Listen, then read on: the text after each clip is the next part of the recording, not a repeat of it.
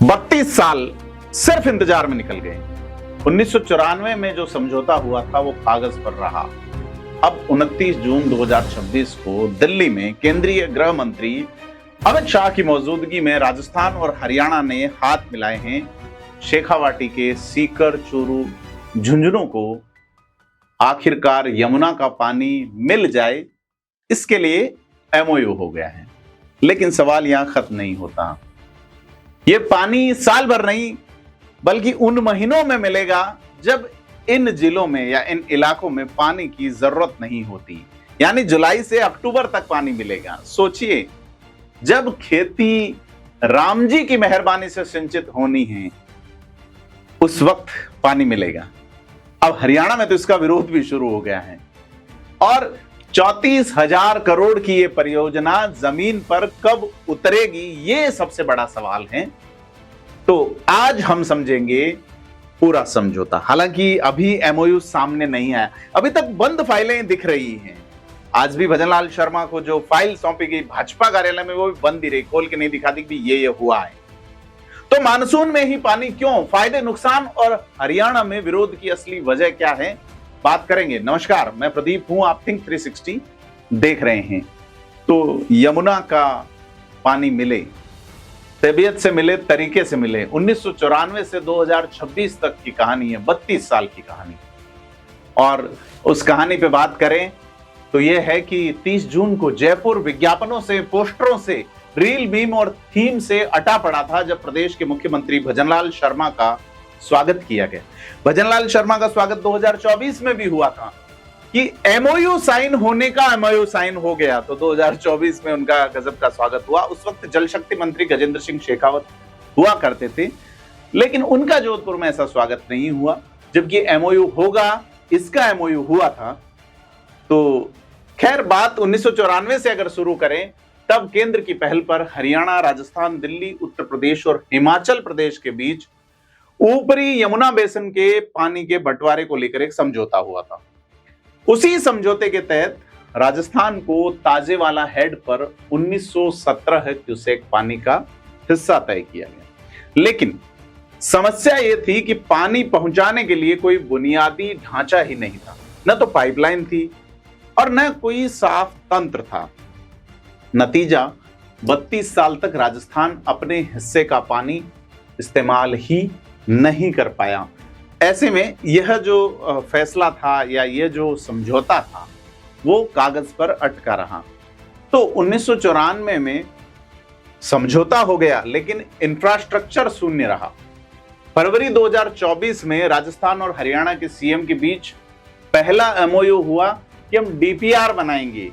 DPR बनाने पर सहमति का एमओयू। और फिर जब लोकसभा में इसके सवालों के जवाब, राज्यसभा में सवालों के जवाब, राजस्थान के सीकर से सांसद अमराराम ने भी पूछे थे, कई तरह के जवाब आए थे। उन जवाब में भी कहा गया था किन महीनों में पानी मिलेगा। 17 फरवरी 2024 को केंद्र, राजस्थान और हरियाणा के बीच में एक त्रिपक्षीय एमओयू होता है और अब 29 जून 2026 को केंद्रीय गृह मंत्री अमित शाह की मौजूदगी में अंतिम एमओयू, मेमोरेंडम ऑफ एग्रीमेंट पे हस्ताक्षर हुए हैं।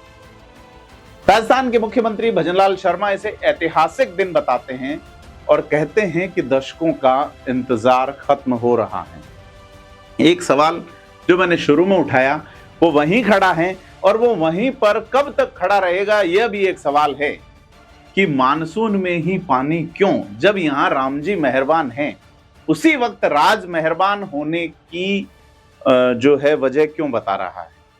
पानी पाइपलाइन से ही क्यों आ रहा है, यह भी सवाल है कि नहर क्यों नहीं निकाली जा रही, जबकि राजस्थान सीमा तक नहर है, हरियाणा के लोग उस नहर से पानी नहीं देना चाहते। साथ ही खैर उसमें अस्थायी एमओयू जैसी अस्थायी लैंड एक्विजिशन जैसी बात है। हरियाणा में जमीनें खासी महंगी हैं, स्थायी अगर किसानों से जमीन ली जाएगी तो फिर कई सारी वो चीजें साइड अपास्ट रखते हैं। लेकिन अभी अगर सबसे अहम सवाल है तो वो है कि पानी साल भर क्यों नहीं दिया जाएगा, जैसे इंदिरा गांधी नहर में दिया जाता है। जुलाई से अक्टूबर तक ही क्यों जाएगा। जवाब समझना हो तो पश्चिमी यमुना नहर की पूरी व्यवस्था समझनी होगी। हरियाणा खुद पश्चिमी यमुना नहर की पूरी क्षमता यानी 24,000 क्यूसेक पानी साल भर अपनी सिंचाई और पेयजल की जरूरतों के लिए इस्तेमाल करता है और बाकी राज्यों के साथ भी पानी साल भर बंटा हुआ है।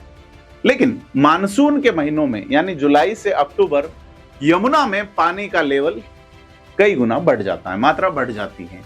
हथनी कुंड बैराज पर इस दौरान बड़ी मात्रा में सरप्लस यानी अतिरिक्त पानी जमा होता है और वो वैसे भी आगे बहकर निकल जाता है। समझौते के मुताबिक इसी सरप्लस पानी में से राजस्थान का हिस्सा करीब 577 से 580 मिलियन क्यूबिक मीटर यानी MCM निकाल कर भूमिगत पाइपलाइन के जरिए राजस्थान भेजा जाना। अब सीधी भाषा में बात करें तो राजस्थान से जो समझौता हुआ है उसमें हरियाणा अपने हिस्से के पानी से समझौता नहीं कर रहा, बल्कि जो पानी मानसून में वैसे भी बर्बाद होकर आगे बह जाता था फ्लड के रूप में, उसी में से राजस्थान को हिस्सा मिलेगा। और बात करें यमुना के जलस्तर की कि सामान्य महीनों में कैसा रहता है, मानसून के महीनों में, और खास करके इसी वजह से जो है कि साहब हम सरप्लस पानी जो बह जाता था उसी को राजस्थान को देगा, तो ये जल आपूर्ति जो है वो साल भर की गारंटी नहीं देती बल्कि सीजनल व्यवस्था देती है।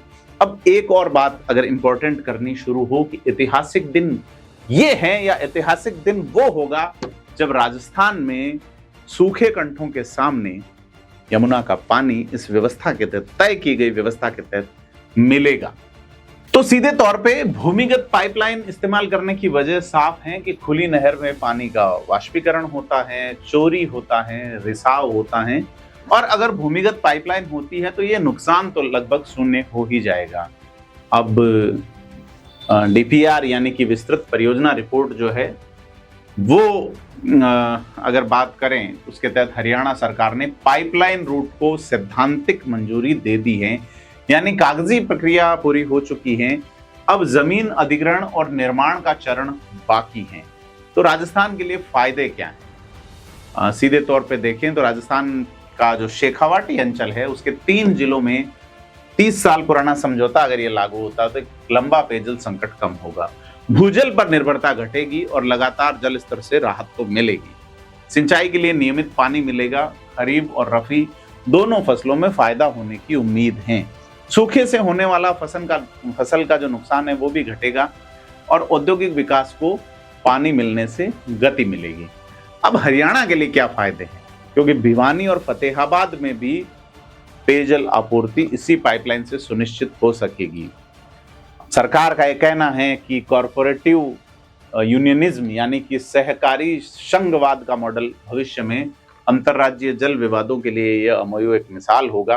केंद्रीय जल शक्ति मंत्री CR पाटिल ने इसे एक आदर्श मॉडल कहा है जो आने वाले वर्षों में दूसरे राज्यों के बीच जल बंटवारे के लिए एक उदाहरण बनेगा। अब इसके नुकसान क्या है, इसकी सीमाएं क्या है? क्योंकि तुम्हारी फाइलों में मौसम बड़ा गुलाबी है लेकिन पूरी तस्वीर गुलाबी नहीं है। वो पहलू जो सरकारी प्रेस नोट में नहीं बताए गए हैं कि साल भर की गारंटी नहीं है, शुरुआत में सीजनल सप्लाई है, सिर्फ 4 महीने 5 महीने, बाकी 8 महीने शेखावाटी फिर भूजल और टैंकरों पर निर्भर रहेगा जब तक कि स्टोरेज इंफ्रास्ट्रक्चर जैसे हंसियावास जलाशय आदि ये बड़े नहीं हो, पर्याप्त नहीं हो। और निर्माण की समय सीमा 295 किलोमीटर लंबी भूमिगत पाइपलाइन, 34,000 करोड़ की लागत, ये कोई छोटा प्रोजेक्ट नहीं है। जमीन अधिग्रहण, टेंडरिंग, निर्माण में सालों लगेंगे और फिलहाल कोई पक्की डेडलाइन सार्वजनिक नहीं की गई है। अब समझौते का यह भी कहना है कि रेणुका, किसाऊ और लखवार बांध परियोजनाओं को भी गति मिलनी है क्योंकि इन्हीं से यमुना में पानी की उपलब्धता बढ़ती है। लेकिन ये तीनों परियोजनाएं 3 दशक से भी अधिक समय से अधूरी है। अगर ये आगे नहीं बढ़ी तो भविष्य में पानी की मात्रा पे असर पड़ेगा। और चौथा है राजनीतिक स्थिरता पर एक सवाल है। जल बंटवारे जैसे संवेदनशील मुद्दे पर समझौते अक्सर सरकार बदलने के साथ चुनौती दिए जाते हैं, जैसा अभी हरियाणा में हो रहा है। इनेलो ने हमला किया है भाजपा के इस कदम का, खास करके राजनीतिक विरोध जिस तरह से शुरू हुआ है इंडियन नेशनल लोकदल यानी इनेलो ने इसे हरियाणा के हितों के खिलाफ बताया है। इनेलो के राष्ट्रीय संरक्षक और पूर्व वित्त मंत्री संपत सिंह ने चंडीगढ़ में प्रेस वार्ता की और इस समझौते का विरोध किया। उनका कहना है कि हरियाणा अपने यमुना जल अधिकार पर किसी तरह का समझौता बर्दाश्त नहीं करेगा। संपत सिंह ने कहा है, उनका तर्क है कि सतलुज यमुना लिंक यानी SYL नहर का निर्माण सुप्रीम कोर्ट के बार बार निर्देश के बावजूद पूरा नहीं हो पाया, जिससे हरियाणा खुद की पानी की किल्लत झेल रहा है। ऐसे में दूसरे राज्यों को पानी देने का फैसला उन्हें नागवार गुजरा है और वो ऐतिहासिक पृष्ठभूमि भी गिनाते हैं। 1954 में पंजाब और उत्तर प्रदेश के बीच हुए समझौते में पंजाब का अधिकार तय हुआ था, जो 1966 में हरियाणा बनने पर हरियाणा राज्य को मिला, लेकिन 1994 के नए समझौते में हरियाणा की हिस्सेदारी घटाकर 5.730 BCM कर दी गई, जबकि राजस्थान, दिल्ली और हिमाचल प्रदेश को स्थायी आवंटन दिया गया, जो पहले सिर्फ अतिरिक्त पानी तक सीमित था। अब ये उनके आरोप हैं, उनका ये कहना है। नेता जो भी कह रहे हैं कि राजस्थान ने ऊपरी इलाकों में जो कच्चे बांध बनाए हैं उनसे हरियाणा में नेचुरल जल फ्लो और इरिगेशन बुरी तरह प्रभावित हुआ है। और इस सब में दिलचस्प बात यह है कि 1994 में जब भी यमुना जल समझौता हुआ था, तब चौधरी ओम प्रकाश चौटाला के नेतृत्व में 17 विधायकों ने अपनी विधानसभा की सदस्यता से इस्तीफा दे दिया। यानी हरियाणा में यमुना के इसी पानी को लेकर राजनीतिक संवेदनशीलता कोई नई बात नहीं है, ये 3 दशक से चली आ रही है। इन लोगों ने ऐलान किया है कि चौधरी अभय सिंह चौटाला के नेतृत्व में जल्द ही एक बड़ी बैठक होगी, जिसमें समझौते के लिए आंदोलन की रणनीति तय की जाएगी। अब दूसरी तरफ सरकारों का पक्ष है। हरियाणा के मुख्यमंत्री नायब सिंह सैनी इसे अलग तरीके से पेश करते हैं। उनका कहना है कि हरियाणा हमेशा राजस्थान के जल अधिकारों का सम्मान करता है और सहयोग के जरिए सही बंटवारा सुनिश्चित किया जाएगा। केंद्र इसे सहकारी संघवाद का उदाहरण बता रही है केंद्र सरकार। अब यहाँ एक तस्वीर साफ है कि एक तरफ केंद्र और दोनों राज्यों की भाजपा गठबंधन सरकारें इसे जीत बता रही है, दूसरी तरफ हरियाणा का विपक्ष इसे राज्य के पानी के अधिकार से समझौता बता रहा है। अब सारी चीजें हैं कि आगे होगा क्या। इधर अगर अपन राजस्थान के सीएम की भी बात कर ले तो भजनलाल शर्मा, जिस तरह से 1984 किताब का मैं जिक्र करता हूं कि जिस तरह से जॉर्ज ऑरवेल लिखते हैं कि उसी अंदाज में वो कह रहे हैं प्रधानमंत्री नरेंद्र मोदी की तारीफ में कि राज्य सरकार ने यमुना जल परियोजना को प्राथमिकता देते हुए रिकॉर्ड समय में महत्वपूर्ण उपलब्धि हासिल की है। और सीएम बता रहे हैं सरकार ने गठन के तुरंत बाद 17 फरवरी 2024 को एसटीएफ का गठन किया, डीपीआर तैयार किया और 19 जून 2026 को यह समझौता संपन्न करवा लिया। उस वक्त चूंकि जिन जिलों की मैं बात कर रहा हूं उन तीनों जिलों में 3 लोकसभा सीटें हैं, उनमें एक सकारात्मक प्रभाव के लिए फरवरी 2024 में भजनलाल शर्मा आनंद फानंद में डीपीआर के लिए एमओयू करते हैं ताकि वोटर मूव हो, लेकिन ऐसा हो नहीं पाया। तीनों सीटें भाजपा के कब्जे की थी और तीनों सीटें कांग्रेस के खाते में चली गई। अब 34,000 करोड़ की इस महत्वाकांक्षी योजना से प्रदेश समेत शेखावाटी के बड़े हिस्से को लाभ मिलना है। ये कब मिलेगा, बड़ा सवाल है कि किसानों जो पानी की समस्या किसान झेल रहे हैं या आम लोग झेल रहे हैं, उनको राहत मिलेगी, कब मिलेगी, एक कोई डेडलाइन निश्चित नहीं है।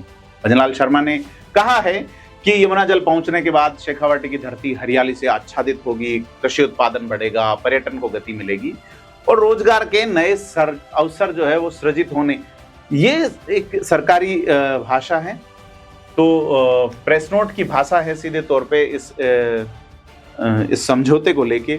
लेकिन बड़ा सवाल सीधे तौर पे वहीं खड़ा है जहां से वो सवाल शुरू हुआ था, और मैं ये जानना चाहता हूं खास करके इस समझौते के ऊपर बात कर रहे तमाम लोगों को यह जानना चाहिए कि वो सवाल वहां कब तक खड़ा रहेगा, कि ये फैसला जो है वो कब तक अमल में आएगा, मुकम्मल कब होंगी ये चीजें, कब जो है वो फैसला पूरी तरह से राजस्थान में पानी मिलेगा इस फैसले के तहत, जबकि हरियाणा में पॉलिटिकल विरोध शुरू हुआ है। खैर, विपक्ष के लोगों का काम है। राजस्थान में भी अशोक गहलोत बनाम जो ये मामला चालू हुआ है, ये आप देख सकते हैं।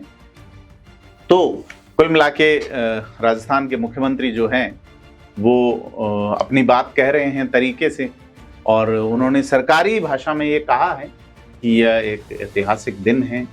अब ये ऐतिहासिक दिन जो है उसको लेके आप क्या सोचते हैं, हमें कमेंट करके बताएं। और वीडियो को लाइक शेयर करें, क्योंकि कागज पर समझौता हो चुका है। करीब 34,000 करोड़ की परियोजना मंजूर हो चुकी हैं। क्या हरियाणा में हो रहा है ये चिटपुट विरोध एक बड़ा आंदोलन बनेगा, ये देखना भी अभी बाकी है, क्योंकि 1994 में भी यही समझौता राजनीतिक तूफान का कारण बना था और 32 साल बाद भी इतिहास खुद को दोहरा न दे। आपको क्या लगता है, हमें कमेंट करके बताएं। क्या ये समझौता वाकई शेखावाटी का भविष्य बदलेगा या फिर एक और फाइल बनकर रह जाएगा? कमेंट में जरूर बताएं। धन्यवाद।